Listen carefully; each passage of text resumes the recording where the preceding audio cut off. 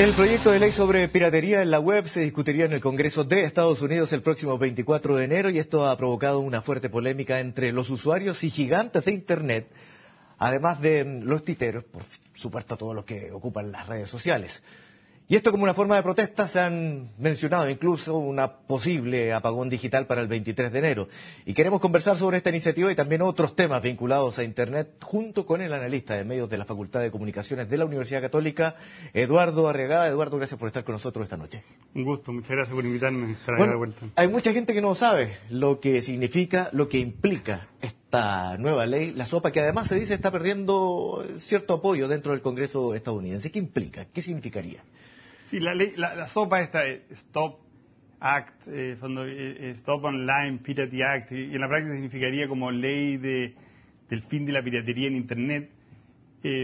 Es un proyecto de ley que iba a presentarse en estos días, que el Obama acaba de anunciar que lo va a reestudiar, lo va a demorar un poquitito para que haya un poco más de claridad, que trataba de definir formas más rápidas, eficientes de responder, de proteger ciertos recursos que pudieran interponer personas que sentían que estaban dañados sus derechos como patrimoniales, sus derechos de autor, por uso o abuso supuesto realizado en Internet. A ver, pero hagamos la comparación inmediatamente con respecto a nuestra legislación. ¿Cómo es aquí en Chile?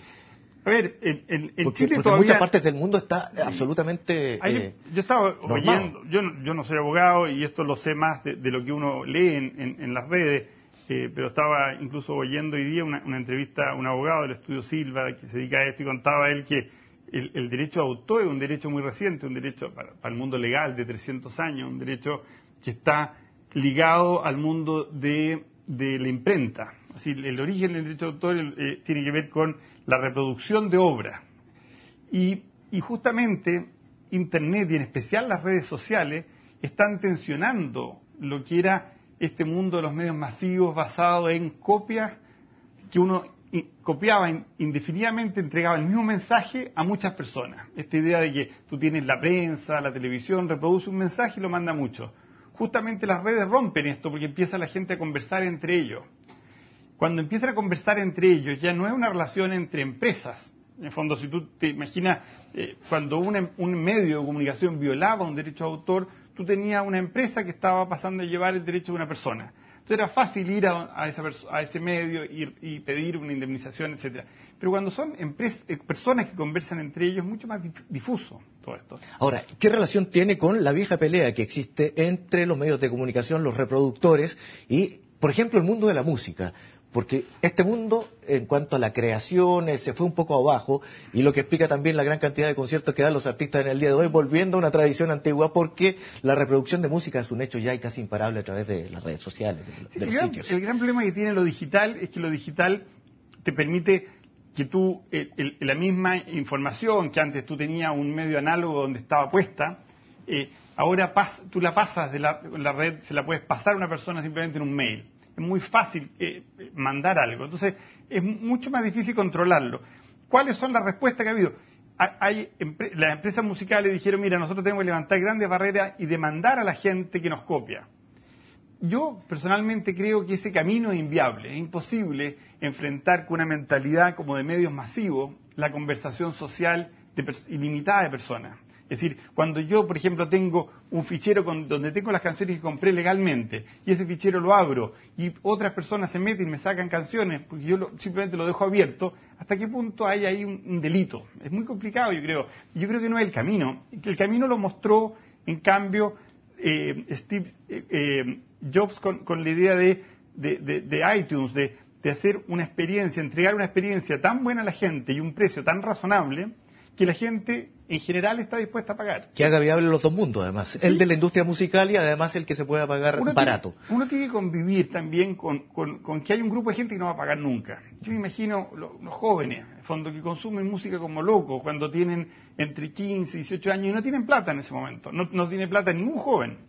Esa gente no va a pagar. Entonces, el mundo tiene que asumir que hay un grupo de gente, los que no tienen dinero, los que en un momento no tienen dinero, los jóvenes, que no van a pagar. Y esa es la idea un poco de todo el espíritu que se le llama freemium, que tú tienes un grupo de personas a la cual tú le cobras y otro grupo a la que no le cobra. ¿Por qué no te daña mucho eso? Porque en el mundo digital las copias no tienen costo. Entonces para ti no es más caro, por ejemplo, tener más copias de libros, que te saquen más copias del libro.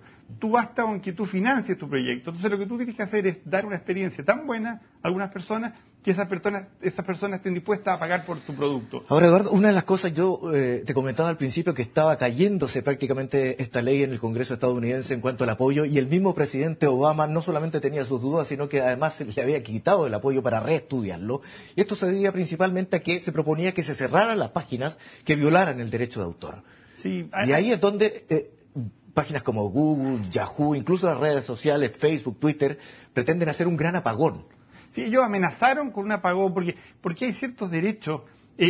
Algunas de las medidas, por ejemplo, cortar acceso a centros de pago como PayPal, cerrar ciertas direcciones de Internet a ciertas personas que han cometido un abuso, supuesto abuso, porque puede estar ni siquiera demostrado, puede haber no habido ni siquiera juicio, y lo pueden cerrar. Ese tipo de medidas que son las que se aplicaron en contra de Wikileaks son muy parecidas. Las medidas que venía esta ley eran muy parecidas a lo que se le hizo a Wikileaks, pero lo hicieron de mutuo propio las empresas. En este caso iba a haber una ley que permitiera que una entidad pública pudiera exigir que eso se hiciera una empresa. O sea, muy parecido a la censura. Ese es el drama. Yo creo que acá hay un tema también bien delicado. Así, ¿cuánto uno puede extremar este derecho de propiedad? ¿Hasta qué punto si uno empieza a revisar esas herramientas pueden ser usadas para abusar? Son muy eficientes del lado del creador que defiende sus derechos, pero son también tremendamente peligrosas para el abuso y para cometer acciones, especialmente de parte de estados que pueden querer controlar creaciones artísticas. Ahora, vamos a comerciales ahora, pero para la vuelta te dejo plantear una pregunta. ¿Qué implica el que empresas como esta, como Google, como Yahoo, gigantes, ¿no?, de la industria, puedan organizarse para hacer un apagón para un gobierno como el de Estados Unidos que quiere una ley como esta? Lo vemos a la vuelta de comerciales.